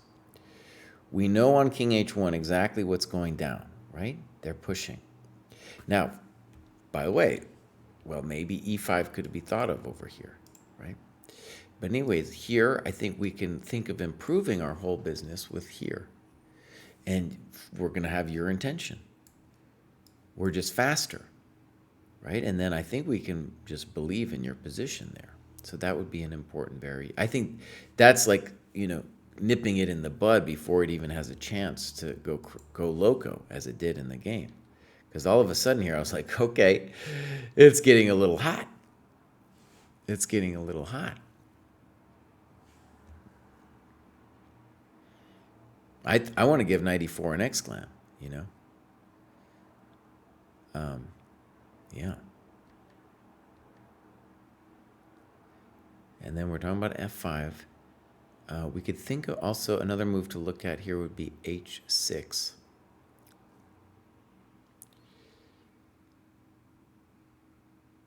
Yeah, really fun position. There's a lot of these kinds of positions where,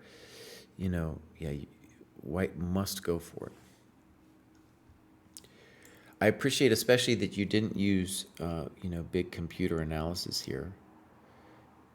Because you will get this kind of position and you just want to be able to think about it.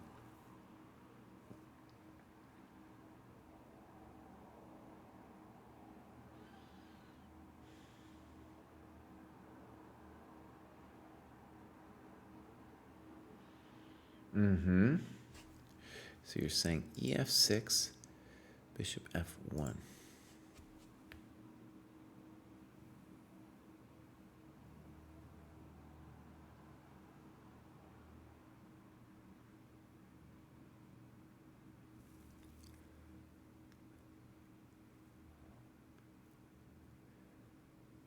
Looks good, yeah.